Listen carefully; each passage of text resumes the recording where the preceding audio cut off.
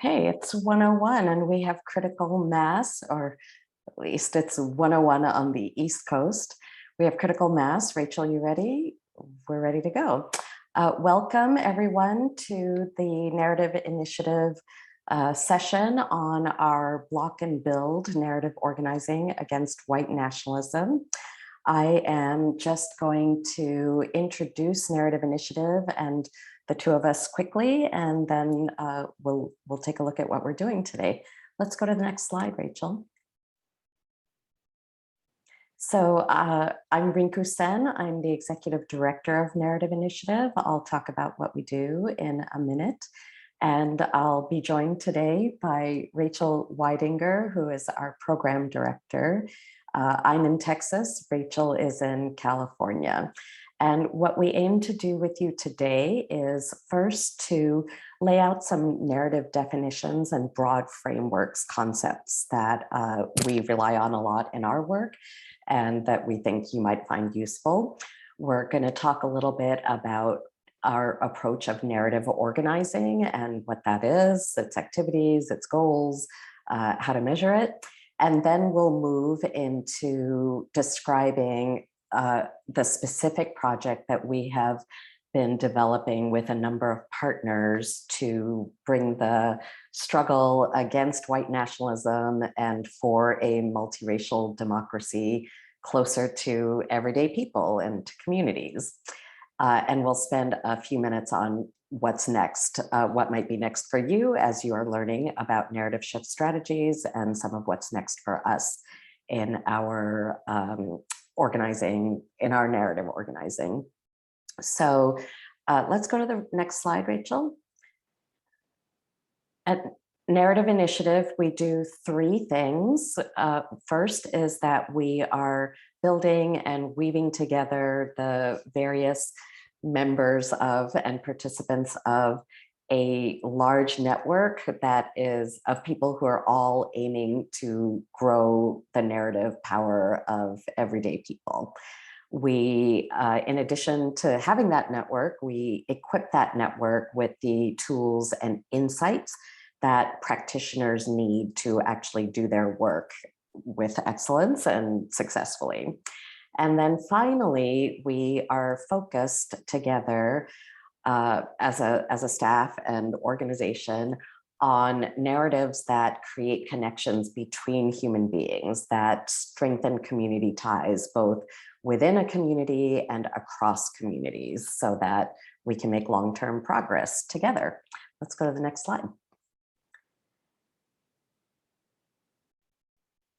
These are some of the ways that we see our ecosystem. As you'll see in our presentation, we think of narrative as the result of both action and storytelling. So what you do as well as what you say about what you do. And that means that the work of making narrative shifts is multidisciplinary work. So on this slide, you can see that we are, within our network of practitioners, we include researchers, content creators of different kinds, from culture shift strategists to journalists. We certainly include philanthropists who are thinking about how to change the big stories of our society and how to support their grantees in doing that. Policy makers, scholars of narrative, and of course, organizers and communicators. So we would love to know from your contexts and your foundations if there are particular ones of these disciplines that include you and describe you. Rachel might have put a prompt into the chat. But if you identify with or organize with one of these or multiple of these groups of people, of these beings, please share so that we can see what the breadth of experience and expertise is that we are all bringing to the work. Seeing some of those coming in: research, communications, culture shift, more comms. We love comms. Rachel and I are both comms people. as well as both organizers. So happy to see these, and hoping that we can have fruitful back and forth in the Q&A, and feel free to share resources in the chat with each other. Okay, I'm going to turn it over to Rachel now to share some of the definitions and concepts that guide our work. Great, thanks, Rinku. All right, I get to talk to you about what is narrative. And we're going to start from pretty heady space, but we're going to move really quickly into practical stuff. So hang out with us in the ether for a minute.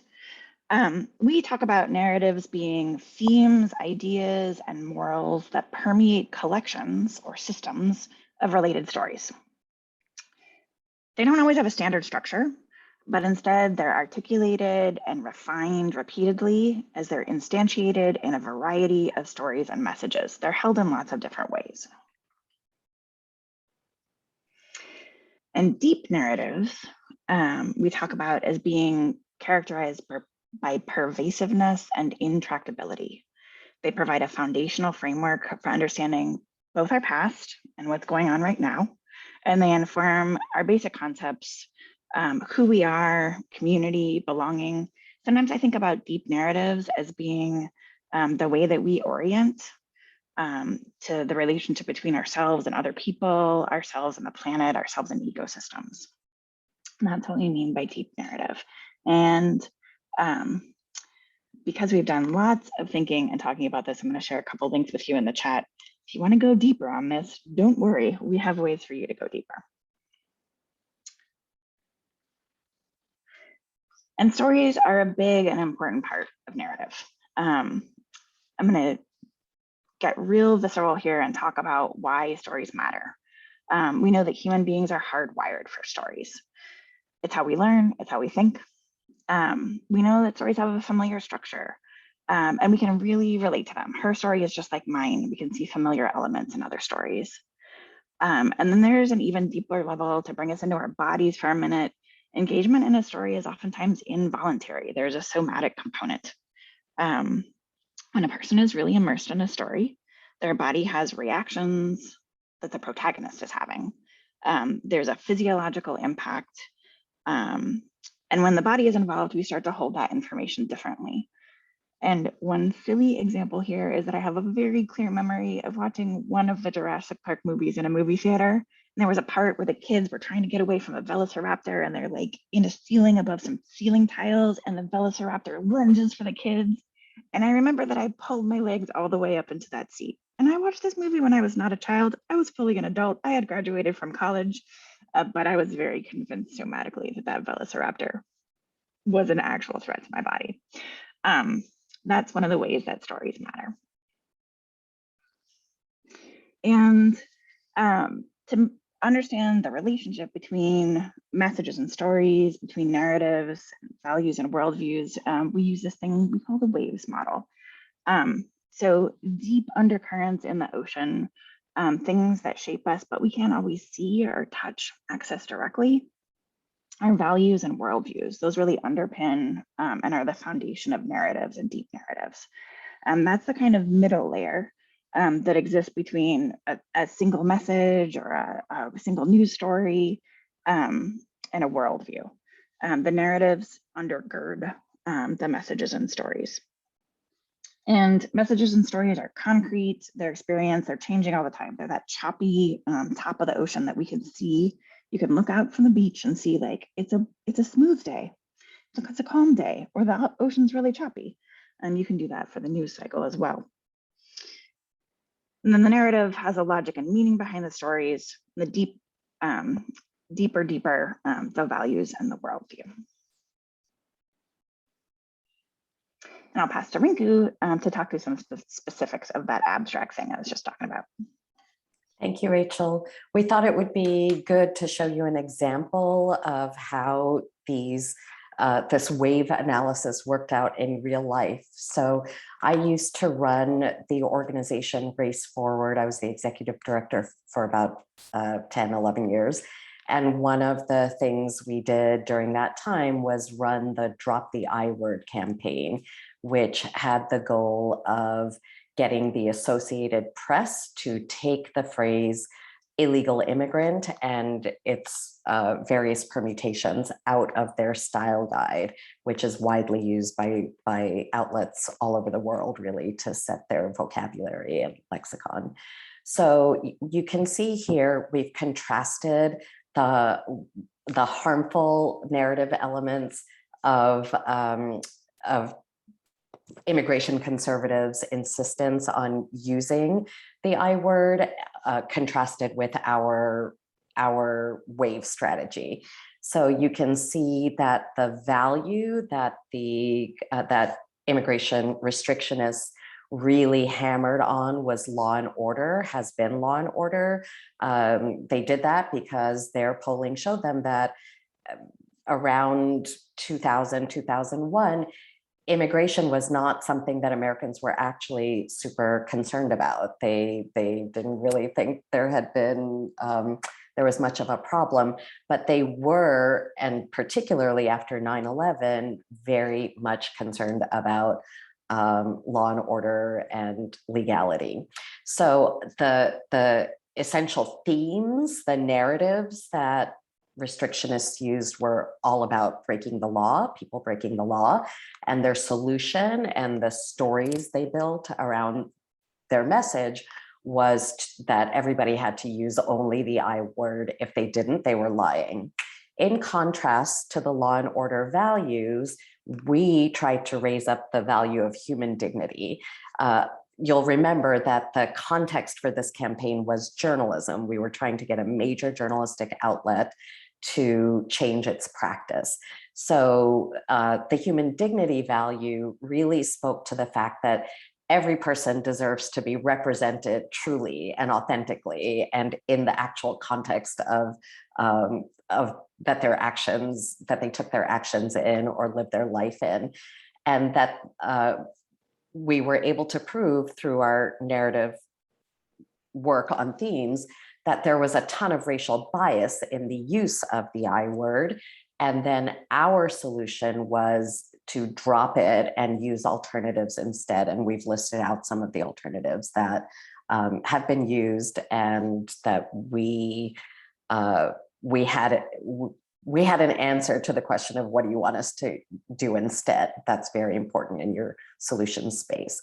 So, and then these were the results of the campaign. We won in April 2013. The Associated Press changed their style guide, and so did other outlets that didn't use their style guide, like the LA Times and USA Today. Let's do the next slide, Rachel. Thanks. So this is just a quick view of what happened to usage of the I word right after we won our campaign. Let's keep going. Thanks, Rinku. All right, coming back again into the more heady space. When we at Narrative Initiative came together and started doing work back in 2018, there were a lot of different lineages, a lot of different ways of practicing narrative change. And we think that's good. That's actually a strength. But we wanted a way to compare notes and to make plans together, even though we were coming from lots of different kinds of backgrounds. So we came up with this model that we call the 4 baskets. And we think of the 4 baskets as being necessary capacities for narrative change. You got to find some way to fill each one of these baskets with a capacity, and then you'll be able to be successful. And a documentary filmmaker is going to fill these baskets differently than someone who does direct action or someone who does digital organizing. There's lots of ways to fill these baskets. And we start with the observe together basket. Want to understand the narrative landscape, the narrative capacity, not just at your own organization, but across the broader landscape. And get ready to pay attention to the landscape together and enrich your understanding. Once you know the landscape, you can move into creating the new narrative. It's really hard to do narrative change unless you have a narrative that you're shifting to. to be very basic about it. And the idea here is that there's an essential creative act in generating the narrative that you're shifting to. You might undertake this through a process that we use, like building a shared narrative North Star, a shared point of narrative orientation together. Once you've got the landscape down, you've observed it, you've created the narrative that you're shifting to, then there's a basket, a phase that we call translate. Sometimes when I'm being extra nerdy about this, I call this one refract, like it's a light shining through a crystal and you can see it shining out across the world. The translate capacity might be very direct. It might be about translating something from Spanish into English, for example. But more commonly, it's really about making sure that that narrative can be held in many voices and understood by many communities. So there's some effort to that. It can be tricky, but it's a really important step to not skip. And then once you've observed the landscape, you've created the narrative, you've done the translation work, then you're ready to deploy. And I think of deploy as the easy basket because it's one of the most professionalized ones. You can probably get a degree in how to get your narrative out in the world. You could probably get 20 different kinds of graduate degrees in different disciplines. Strategic comms gives us lots of tools for this. And it's oftentimes a place that it's a bit easier and people magnet to starting there because it's more easy to conceptualize and plan. We have deeper tools in that area, but you really only want to be deploying a narrative in the world once you've already filled these other baskets and gotten to that point. And we think of this as a circular pattern. Once you've deployed, you want to go back to observing and seeing how that narrative is rolling out in the world. That's the 4 baskets model. And now we have some time for Q&A. So we'll turn to what you've already shared in the Q&A. We see one question in here from Lisa.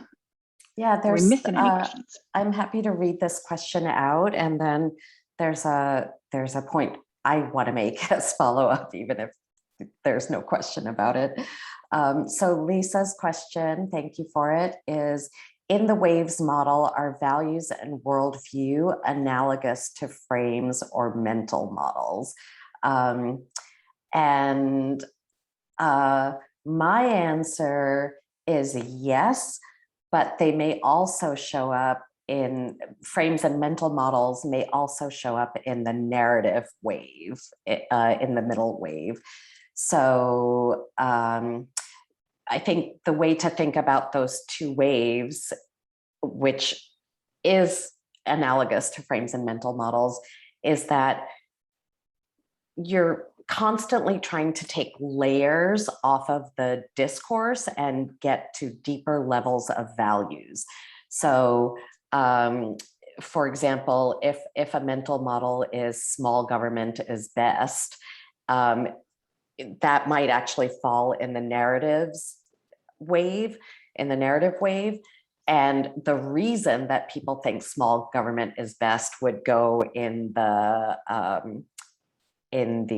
I've forgotten my own waves analogy, would go in the values and worldviews wave. So yeah, and I'm going to suggest that it actually isn't important to be super precise about where you put the different words and concepts that you're working with. The thing to remember is that you always want to be dealing at the level of values, and as deep as possible, values that sit as deeply as possible in the people that you're trying to reach and the audience you're trying to reach. And you always want to work on messages and stories kind of last, once you've gotten really clear about the themes and values that you want to push out. We have a couple more questions. How did we choose human dignity as the value for the campaign? So we needed a value or a frame that was big enough for us to be able to speak with a lot of different audiences and raise different themes. So If we had gone with a value of journalistic accuracy, for example, that wouldn't have given us a broad enough umbrella for all of the people that we wanted to engage and have participate in the campaign. And we wanted to assert the rights of the people being reported on to the most important part of their rights. And as we talk to people and observe together, the critical affront to their rights really turned out to be about the stripping of everything from them, from their image and from their character, except for their immigration status. Okay, next question. And Rachel, I'm going to send this to you. A lot of time in organizing and movement work, news can be inundating. There's just too much of it. How do you revamp, refresh the narrative to counter news fatigue?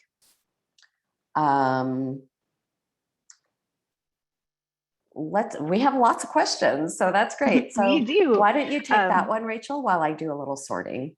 Sure. And we only have about 1 minute left for Q&A. But I can start to take on this news cycle one. So I think there's at least two important components to thinking about how to do what's really long-term narrative work in a very intense news cycle.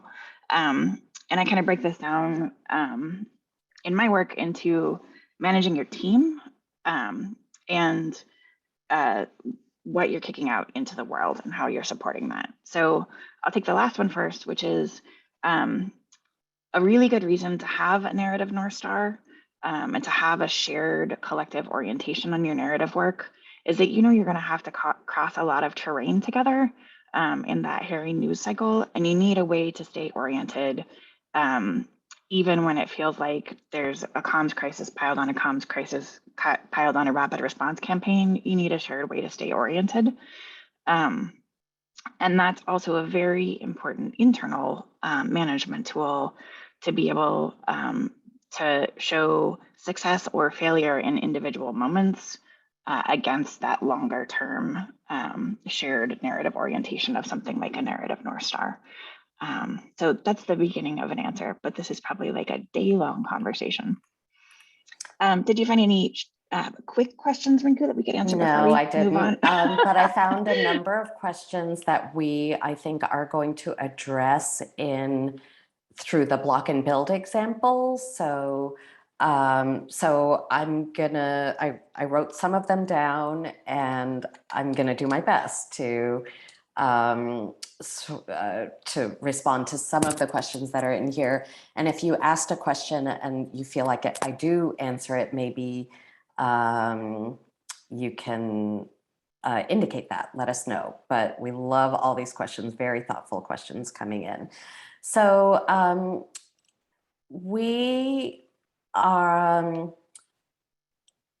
our general approach is to, I'm so sorry, Rachel, I'm doing organizing, right? Yes, okay. We take an organizing approach to anything because we are organizers, and we believe in the power of people getting together to do a thing. And so we try to approach everything we do, including narrative creation, landscaping creation, and distribution through an organizing lens. Let's keep going. So narrative organizing is basically collective power building in the narrative space and on narrative questions. Next slide. And some of the things that we do through the organizing activities are, one is to create a shared landscape. It's hard to decide together what the intervention should be if you're not actually looking at the same landscape of different narrative threads, how they're appearing, how they're getting in front of people, who the players are. So we essentially won't work on a project where landscaping isn't in the plan or hasn't been done. We don't always have to do it, but we do need it to be happening. The second part of organizing is to align around the new narratives that we want to push out. And new is not always the right word. Sometimes they're old narratives that we can insert more, insert into the culture and the populace with more saturation. And then, so we want to align on what that actual story is that we want to be telling, what are the themes and values we want to be pushing, and then shared action. How are we actually going to do this together? Let's go to the next slide. And moving a narrative shift requires what we call polyvocal communications. You want the same themes and values and even some of the same stories told by so many different voices that a person basically can't turn around without hearing some version of it, either coming out of their friend's mouth while they're at the bar having a drink. You know, I think people are doing that again, outdoors, hopefully. And you can't turn on the TV without seeing a show about that set of ideas and those themes. Polyvocal means that everybody, as many different kinds of people, are talking about this thing and talking about it in certain ways as possible. So that's what we're always aiming for ultimately in narrative organizing strategy. And it means partly you want to be thinking about whose voices are those that we need to build power with and assert in stronger and stronger ways, more powerful ways. All right, let's go to the next slide. And this is a reminder to keep putting your questions in. So I'm going to take you through the block and build example and try to answer some of the questions that have come up about how you do some of these different parts. So this is a project that we have developed with about 10 other organizations. And the origin story of this project is that about 3 weeks after January 6th, a group of friends, of which I was one, who had long organizing histories and some direct history with fighting far-right organizing, militia activity, political activity, vigilantism through the 80s, 90s, and aughts, we started meeting every other Saturday just to talk about the situation. I wonder, feels like in this group, a lot of us might have been in conversations like that. So we began to observe together the narrative landscape. What are people saying about January 6th? What do we call that? Should we be calling it domestic terrorism? Should we not? Because domestic terrorism frames will land back on communities of color in a very bad way. What are the solutions being pushed out for this kind of right-wing violence? And what can we do? Those of us who are on these Zooms every other Saturday, what can we do to contribute to changing the situation? And what we decided was that, well, as we talked over the months and shared information, shared ideas, we wound up with a common goal, which was to bring a coordinated struggle against white nationalism and for an expanded multiracial democracy closer to actual communities and people. Right now, most of the discussion and narrative shaping and sense making around January 6th and ongoing far-right violence, it takes place in legal arenas, journalism, and in politics, but it does not necessarily take place in the larger culture. It's not taking place in, congregations and worship spaces, congregations, mosques. It's not taking place in social spaces like restaurants, concerts, bars, and there isn't an on-ramp for your average US resident to do anything to help solve this problem and build our democracy. So block and build refers to the frame that we created. It's about blocking immediate threats, but turning most of our attention to building on-ramps to multiracial, pluralistic democracy. Let's go to the next slide.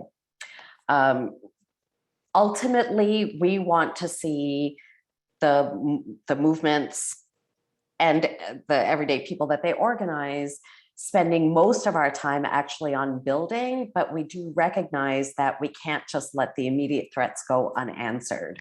So in our 4 baskets scenario, we are currently kind of at the top of observing together. And the way we observed together was Narrative Initiative agreed to take on the role of narrative organizer for this, what eventually became an alliance of about 10 organizations.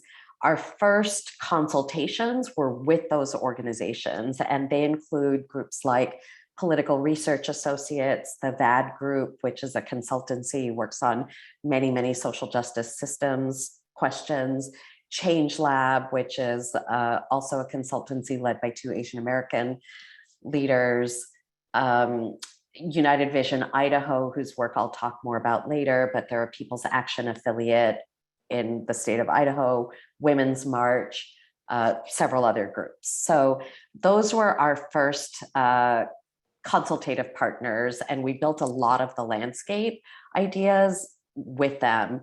The second thing we did a ton of was basically content review. We scoured Twitter for what people were saying about January 6th at different months. And as the investigations and congressional investigation and law enforcement investigations have continued, we looked for all of the organizing in local democracy good news stories that we could find. So tons of content analysis and making sense of that content. And then finally, we've done some interviews with other people related to all of this work who were not in our initial group of partners. So that's where we're at in the system, and that's how we've handled observing together. Let's go to the next slide. So I'm going to show you now our analysis of narrative threads around white nationalism. So the first thing to look at is, of course, the white nationalist narrative itself. It relies heavily on values indicated by bootstrap stories of individual success. It is theocratic. There's a strong element of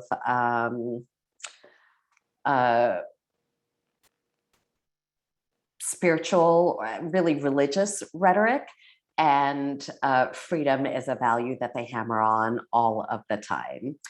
The big narrative theme is that the US is a white and Christian country. However that happened, that's what it is now. And the messages and solutions are authoritarian. Might is right is one way we've thought about describing that. Next slide. I'm going to show you next what we see as the common narrative against white nationalism, or raising awareness about white nationalism. The value that it amplifies is usually the rule of law value. How can we allow people to storm the legislature that way, to storm Congress that way? And that rule of law value has showed up in stories about not just January 6th, but also about armed protests over mask mandates and public health measures, and other local events. Far-right marches, for example, like Charlottesville. The themes of this common anti-narrative have a lot to do with naming white nationalists as domestic terrorists. And the solutions are heavily law enforcement related, or find them, arrest them, jail them, imprison them. Let's go to the next slide. So this is an example of what we call the fear and panic narrative on white nationalism. And I removed the tweeter's name on that one. Sorry, one back, Rachel. I removed the tweeter's name just to avoid distracting any of us in case we follow this person. This is a journalist who has built a pretty big system around tracking white nationalist activity. And this reads, I've been saying every week since March that there will not be another insurrection in DC. Instead, there will be 1,000 mini insurrections all over the country. I've showed it happening and getting worse every day. Why do we always wait until a tragedy happens to wake up? So let's go to the next slide. I just want to do a little analysis of this line of thinking.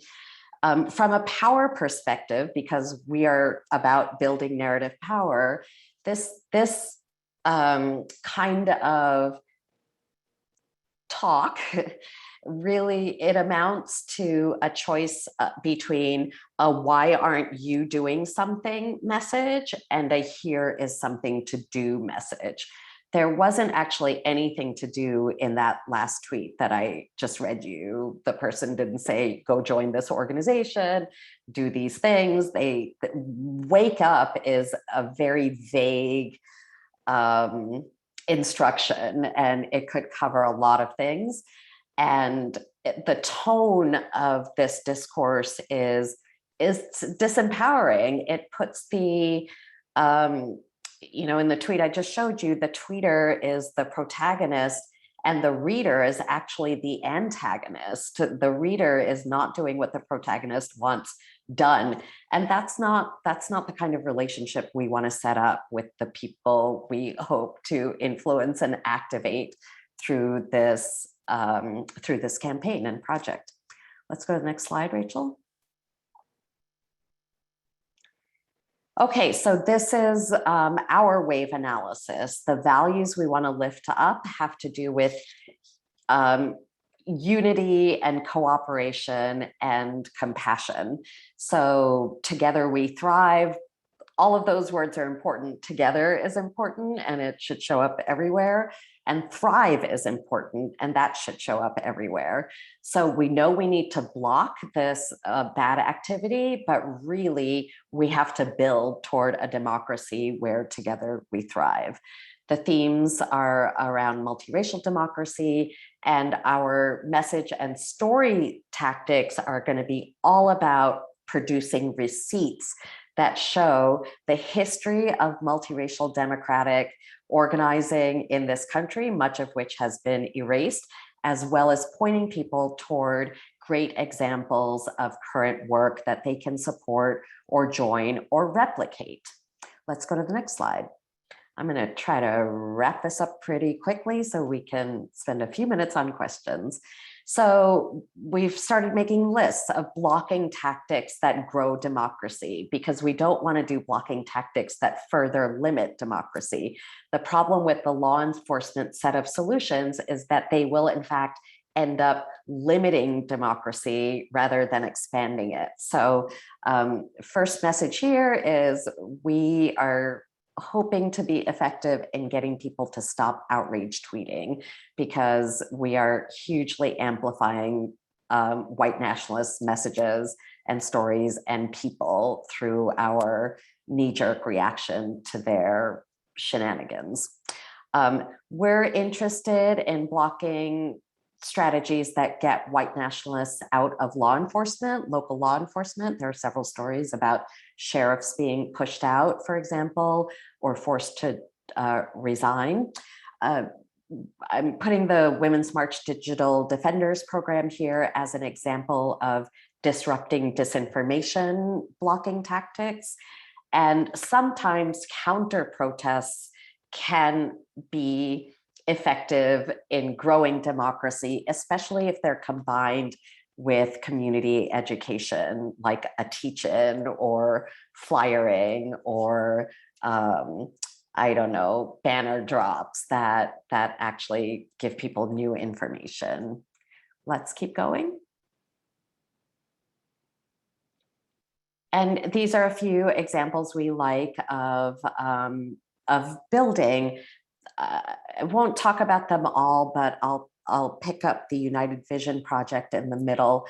This is a project that United Vision Idaho started to talk with people, mostly in small towns and rural areas in the state, who are vulnerable to far-right recruitment. And over time, to study what comes up in those conversations. There's no mobilization here. There's no attempt to convince. The conversations are all about understanding what people are watching or consuming, where they're getting their information, and how they feel about things, what hurts.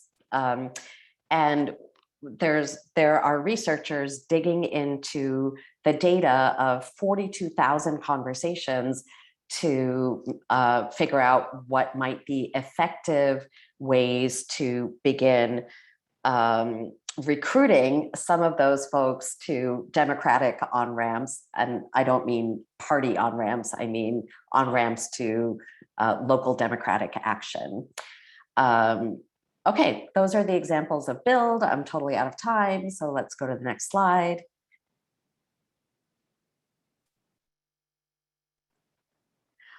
So I said earlier we were at the top end of observe together. The next part of this process is going to be prototyping different kinds of content and testing it with different audiences. Next. Okay, we have like maybe 4 minutes for Q&A. Rachel, I'm wondering if there are any critical questions for us to answer now. Sure. I really like this question from Sarah Gray. Sarah asks, is it helpful or necessary to define a win from a narrative change perspective, like the AP example? What are good practices in doing that? So my answer is yes. You always want to be defining goals that everybody will celebrate when you reach them, and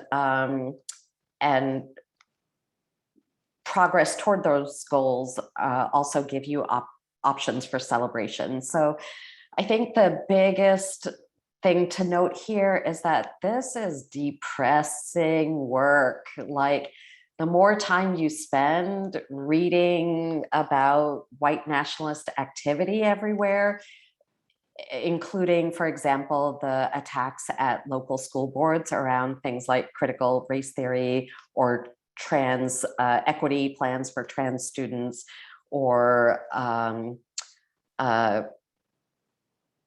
yeah, those are the two big ones going on. Oh, masking requirements for students in schools. The more time you spend with them, the more you just want to like hide under your covers until it's over. But of course, the only people who can end it are us. And so we, having clearly defined wins, which might be getting an institution to change its practice, but it might also be getting people in a community to talk to each other, or to do something together, or to learn something together. Those will really help us keep going. All right. And we've got a big, good question from Jesse Landerman. Jesse asks, the values and the main counter narrative against white nationalism, the value of the rule of law, seems likely selected because it resonates with white nationalist sympathizers. Can you comment on strategically advancing a value that would likely be sympathetic to opposition versus the drawbacks of that choice? Yeah, I think that the value of rule of law, I may disagree with you just slightly, or we may have different impressions of sympathizers, but I think the rule of law value is pushed out a lot in this debate because liberals believe in it as well as conservatives. And are those liberals and conservatives sympathetic to some white nationalist ideas? Maybe, probably. I think that the limiting factor in it could be that, I mean, rule of law is used against protesters all the time, progressive protesters, labor activists and climate activists and immigration activists. So I don't love it as the primary value on white nationalism, because I think, in fact, not that many people share it as a value. Not enough people share it as a value to make it super useful to us in some way. So, and I think we need to be getting underneath the rule of law value. Like, why do people value that? It's because they value peace. What are other ways to get to peace? And be talking about peaceful communities and what actually generates peace. So that's a bit of stream of consciousness thinking about your very important question. Thanks, Rinku. And I'm going to push us a little bit. I think we have time to at least start on one more question before we close out and figure out some next steps. And that is a good question from Northwest. Can you discuss strategies to advance new narratives in the face of opposition? I think about the 1619 project and the high-level pushback. What have you found is most effective? Well, I think that what's been effective in the specific case of the 1619 project has been the enormous defense that people have participated in on accurate historic education, accurate history education. And so a couple of things I will say is that when we are dealing with backlash, we have to be really careful not to repeat the backlash messages in refuting them. And that's part of the reason we are on the no outreach tweeting bus, because we don't want to repeat messages that contradict ours. So the key thing, I think, is to think about what is the value asserted by something like the 1619 project, and keep thinking of ways to assert that value without setting yourself up in the trap of those people are lying, this is our true value. Like, just skip the those people are lying part, that will help, and think about how to deliver receipts on your value to the audiences that you need to reach. Hope that's helpful. Great, thanks. And there are so many good questions that we're not going to have time to get to today. We'll see if we can find some way to give you more resources and answer more of your good questions. We'll plot about that. So let's talk about what's next. Go ahead, Rinku. Okay, so if you want to learn more about narrative, I will really encourage you to go on our website, sign up for our email list. We do a monthly newsletter that collects up all of that curates narrative action that is happening right now, looks at reports, turns you on to good people who are thinking about narrative strategy. So please peruse our website, sign up on our list. If you have information that you think would be helpful for us to know as we develop the block and build strategy, maybe you know of great local democratic, local organizing, mutual aid, community education stories that we'd like to hear about. Maybe you know about effective blocking tactics. Maybe you know about ineffective blocking tactics. We are we're going to be landscaping throughout. So the more we know about what you are paying attention to and what your grantees and colleagues are paying attention to and intrigued with or scared of, that would be really helpful. And maybe, Rachel, we can throw our emails into the chat for people to be able to be in touch with us down the line, whether it's to answer questions that we didn't get to answer, or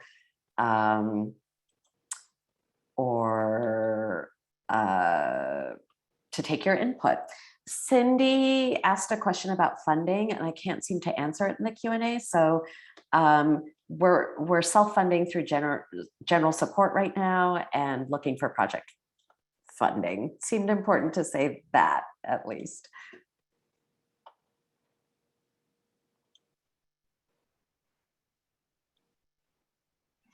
I'm talking to you on mute, sorry. So put a few resources and ways to reach us in the chat.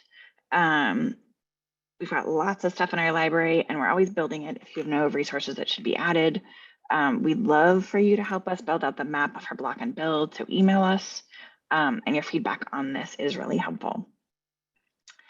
And that's the end of our presentation, but it's really only the beginning of the block and build work.